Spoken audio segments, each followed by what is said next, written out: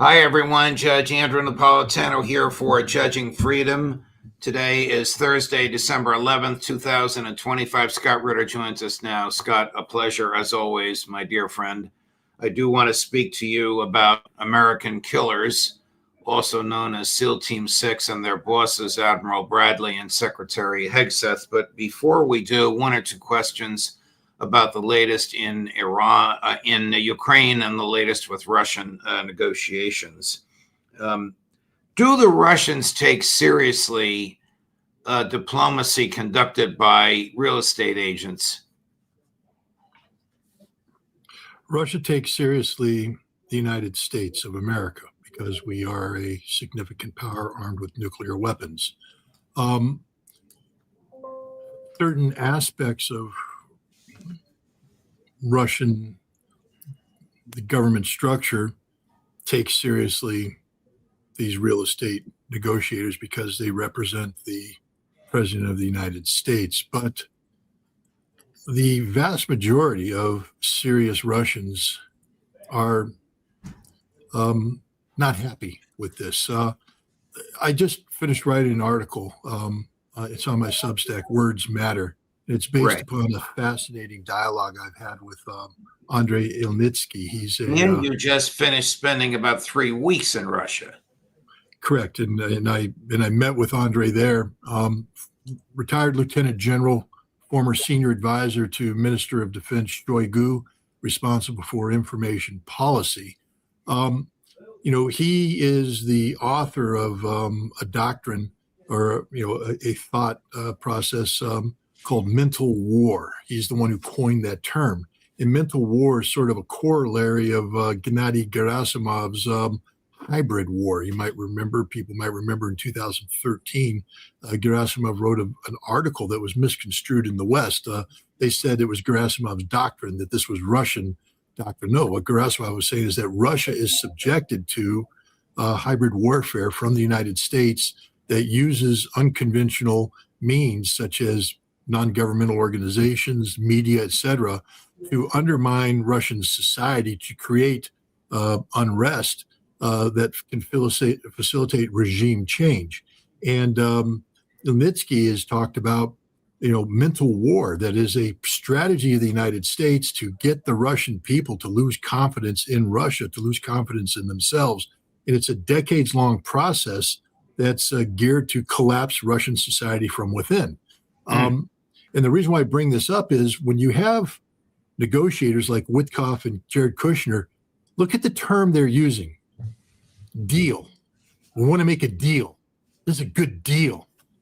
The Russians don't want to make a deal.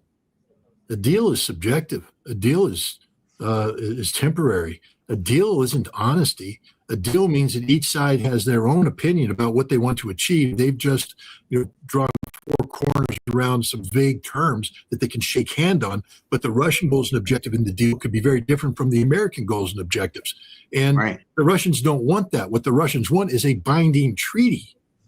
And you're not going to get a binding treaty from Steve Witkoff and Jared Kushner, and that's the problem. Even Vladimir Putin has said in the long term, to have a new security framework in Europe and a new security relationship with the United States, it's not going to be about shaking hands and doing business. It's going to be about sitting down and negotiating very detailed treaties that are legally binding, and there are consequences for failure to comply.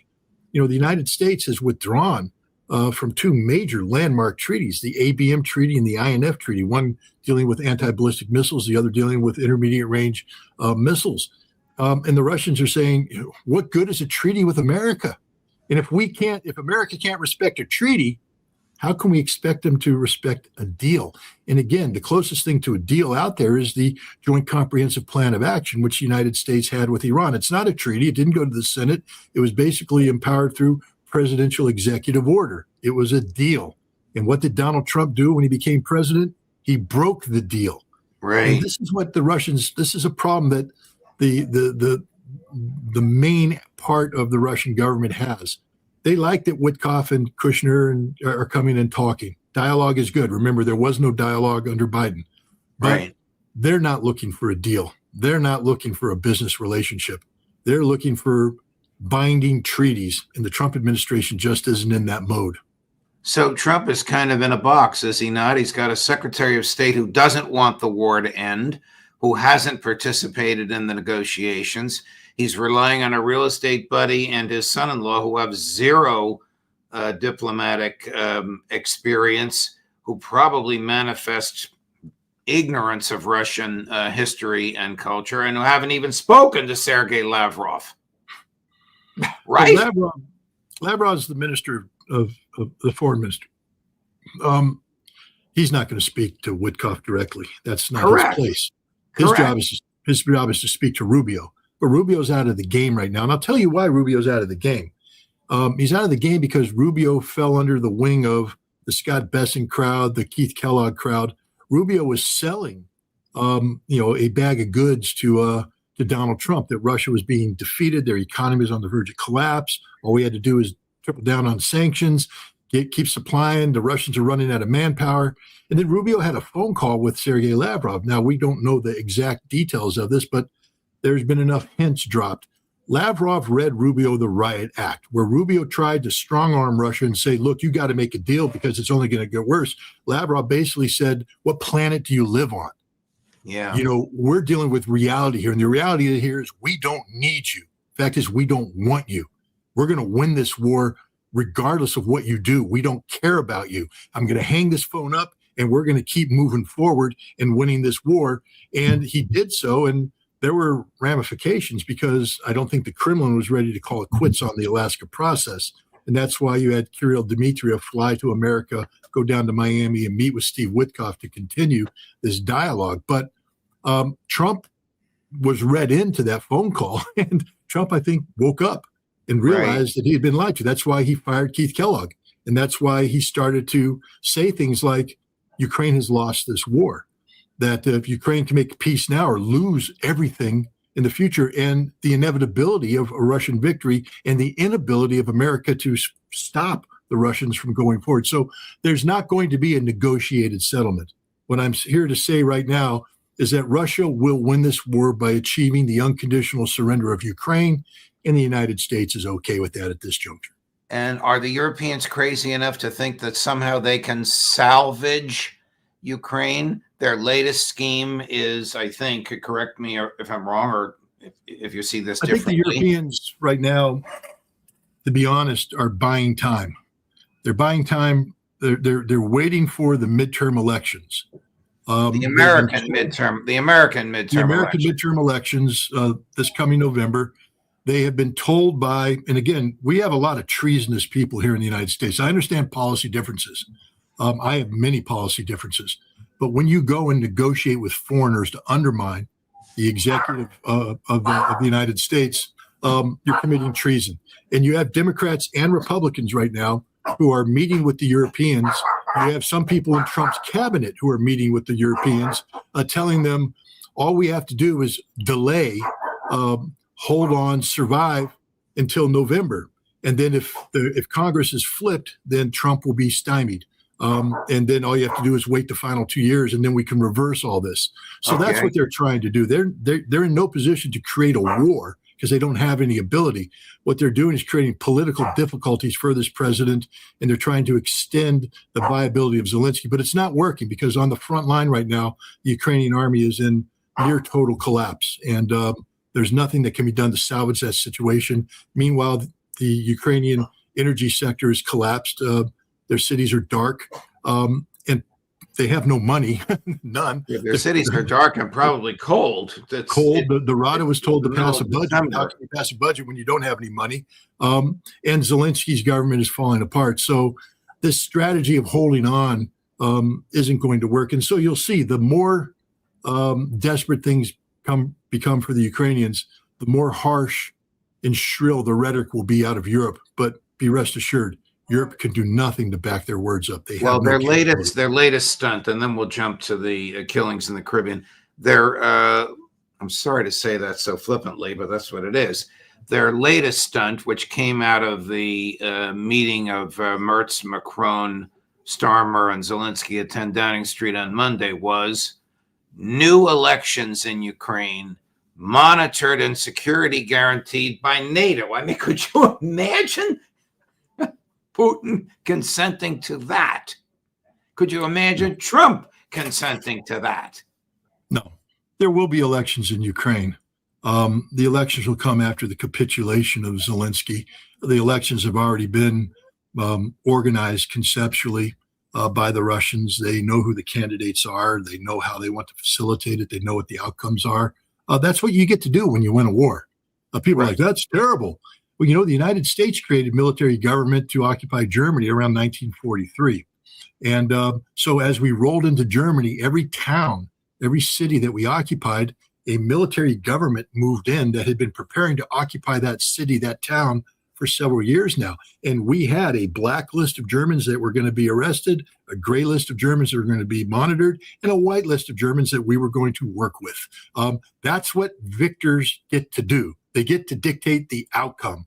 And this is what Russia is going to do in Ukraine. So I'm not worried about any of this stuff. Europe has no ability to do anything without the backing of the United States. And if you just read the national security strategy of the United States put out by the Trump administration a week ago today, Europe's on the wrong path, headed towards civilizational erasure. So I don't think Trump's ready to, give Europe the sacred vow that Joe Biden did about Article 5. In fact, Scott Bessent, the Secretary of Treasury, said something fascinating the other day. He said, if Russia attacks NATO, a NATO country, the United States may consider to sell weapons to NATO, but that's it. We're not going to war for NATO. People need to understand that. We're done with this organization because we recognize that NATO is the bad guys. Russia is the group that we want to have strategic stability with. We need strategic stability so we can do what we want to do in the Western Hemisphere, what we want to do in the Pacific. Europe needs to wake up to that they're asking the Trump administration to ditch their entire national security strategy, to reverse course on policy prerogatives that Trump isn't going to do. Moving to the killings in the Caribbean, federal law defines shipwrecked as persons in peril at sea. Admiral Bradley, for whatever reason, you can perhaps speculate or articulate, rejected that definition and ordered the shipwrecked to be murdered on October 2nd. This is indisputable. This is from people who heard he didn't use the word murdered, of course, who heard his 8-hour testimony before Congress last week.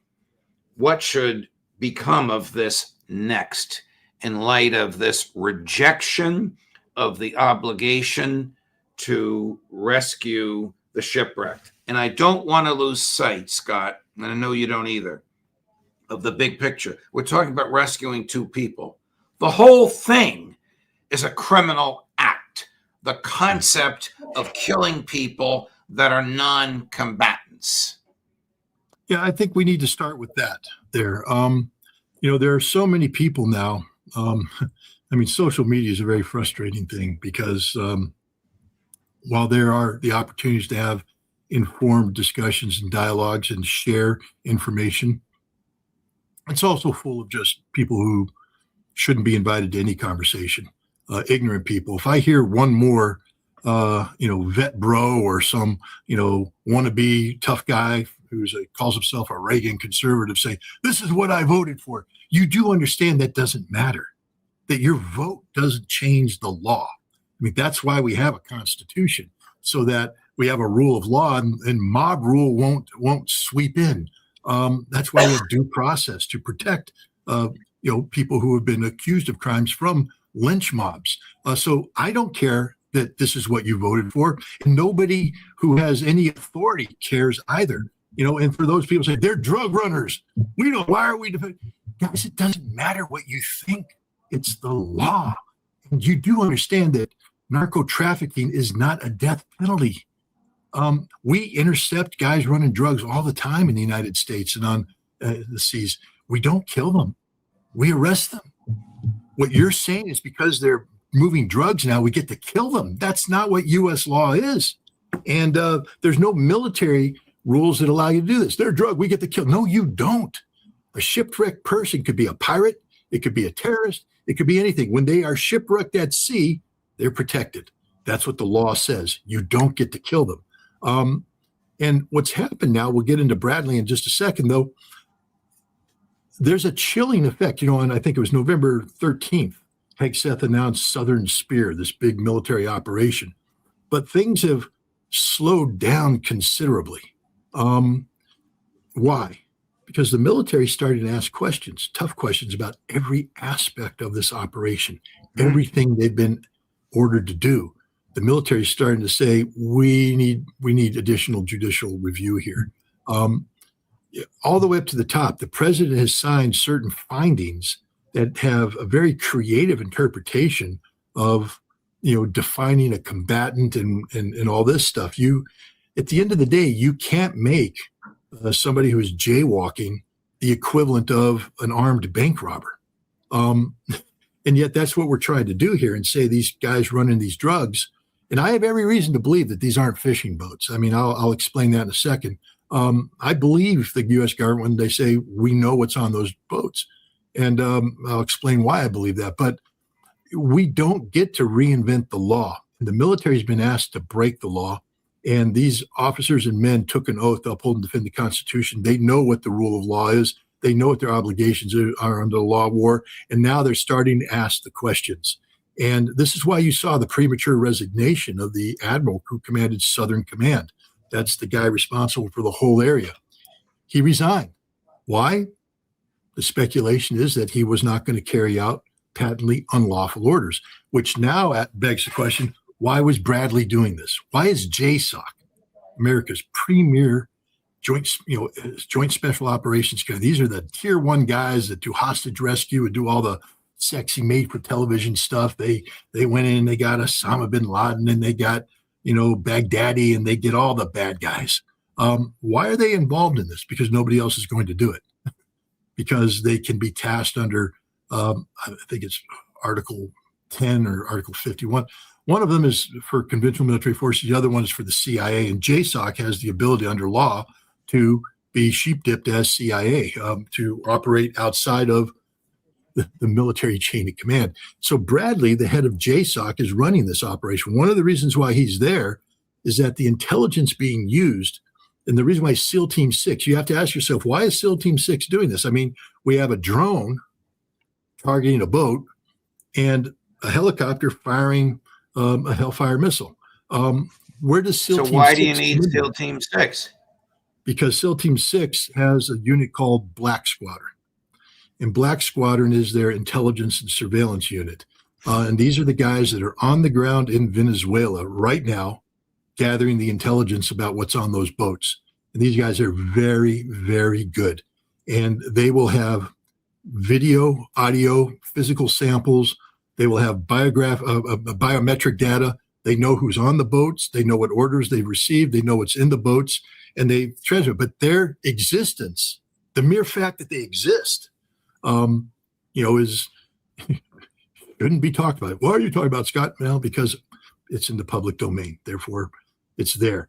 And you have to ask yourself, why is SEAL Team 6 involved? This is why, because the intelligence that's being used for these boats is closely compartmented, and the only people who are allowed to know about the existence of Black Squadron and any intelligence they collect is SEAL Team 6, dev group out of Dam Neck. And so that's why SEAL Team 6 is involved. They're the ones who are launching the drones. They have an ISR capability. They launch these drones, and these drones have a laser designation. The drones know where to go because they have trackers on the boats, and they're designating that.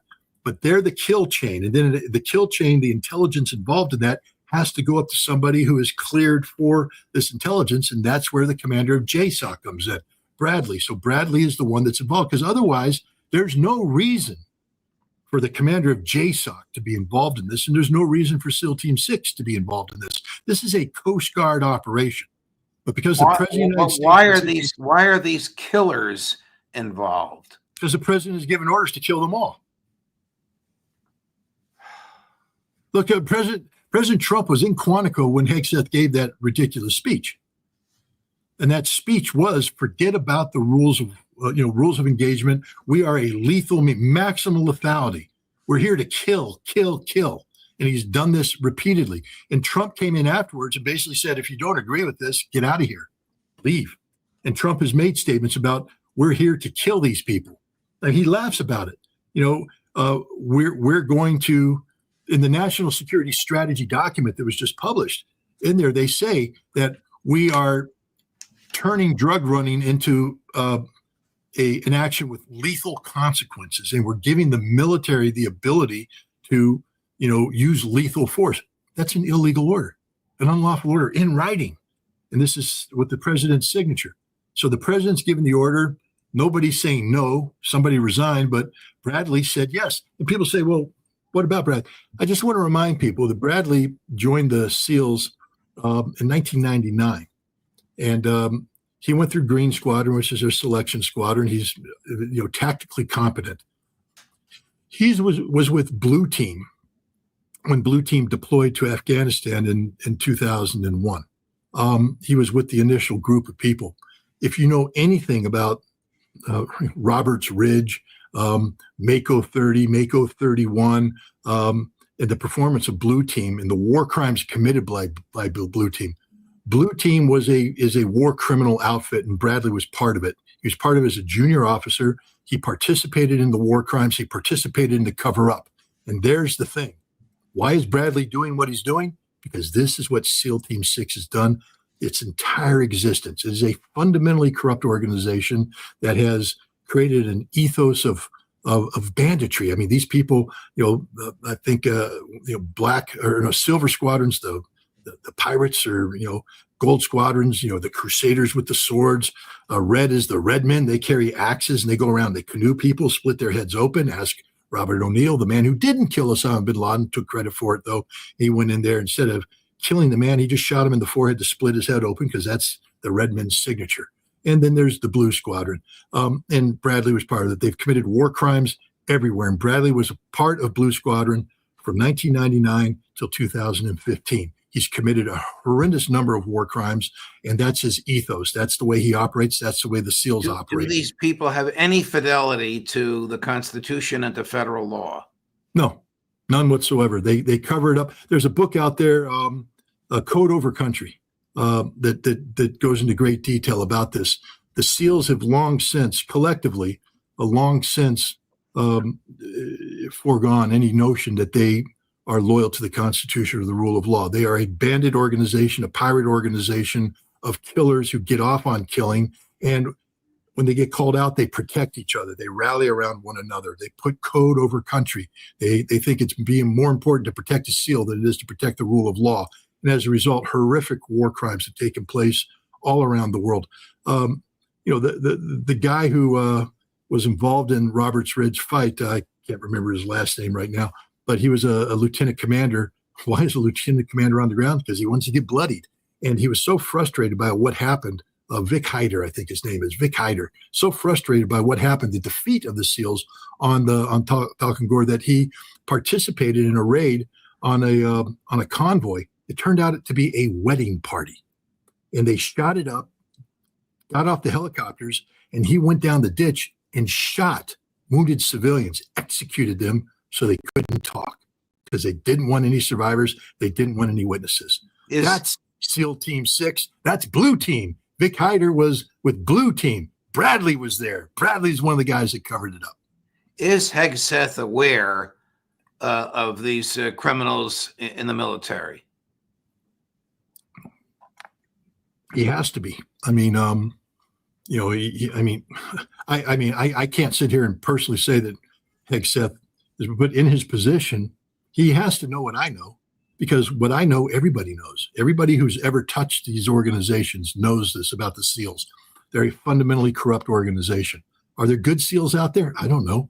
That's like asking if there's good cops on the Baltimore Police Department, when we know that the Baltimore Police Department plants evidence to falsely, convict people. If you're a cop and you're not planting the evidence, but you know that some cops are doing it and you're remaining silent, you're not a good cop. There's a lot of SEALs out there that haven't committed war crimes and who won't, but they know that there's SEALs who have, and they remain silent because it's code over country. And I condemn every SEAL.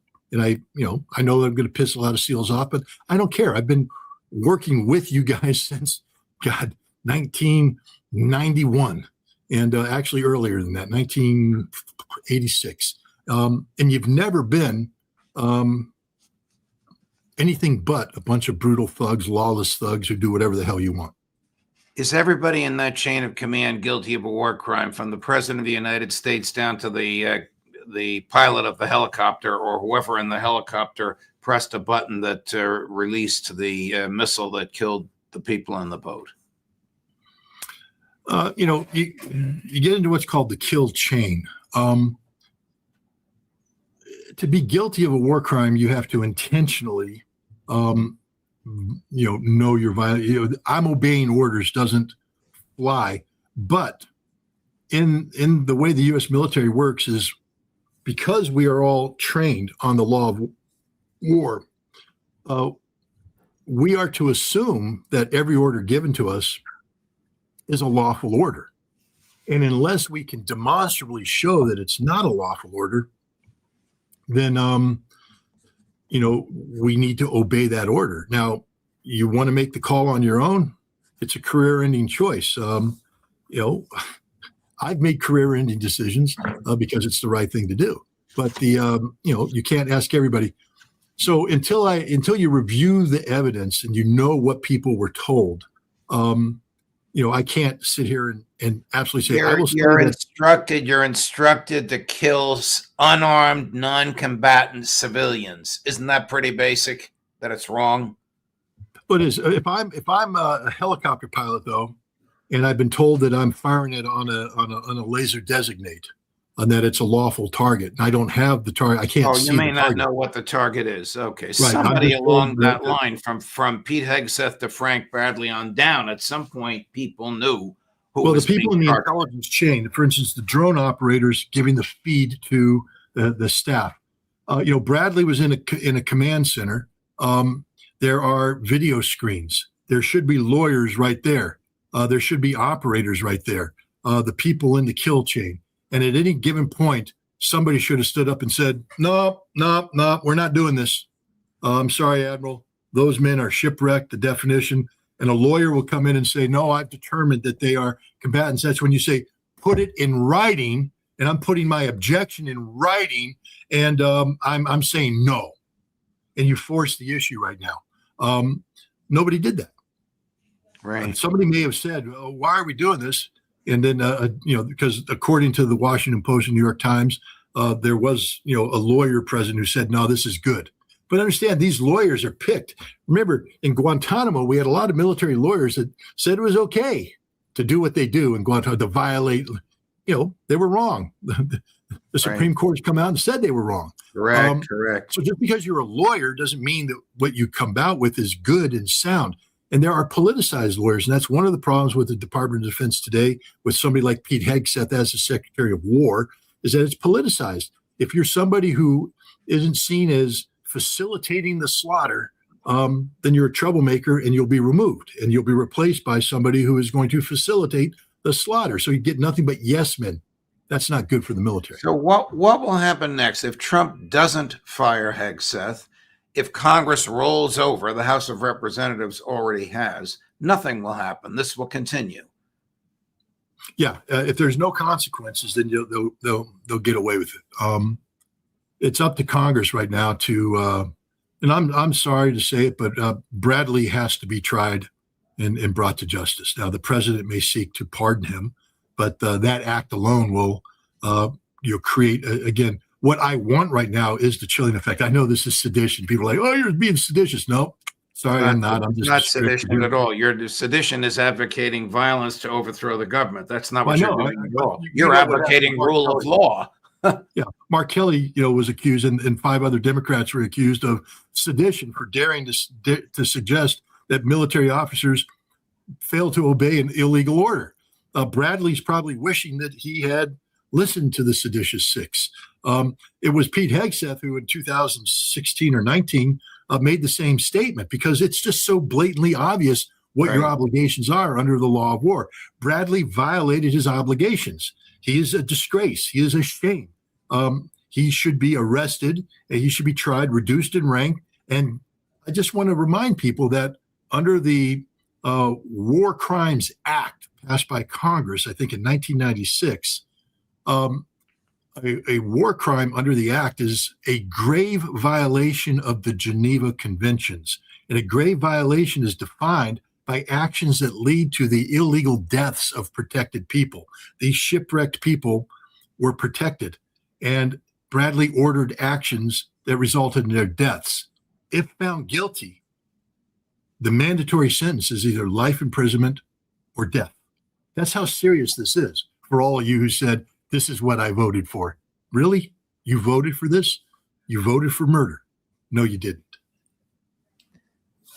We'll end it there, my dear friend. Thank you very much. Thanks for all of your intellectual honesty coupled with your military experience and understanding and the manner in which you brought this to the fore, Scott. I, too, am getting beaten up because of my views, which are identical to yours, but so be it. Somebody's got to stand up for the Constitution and the rule of law, and we're doing so on this show and elsewhere, where I believe we are deeply appreciated. Thank you, my dear friend. Have a great weekend. We'll look forward to seeing you next week.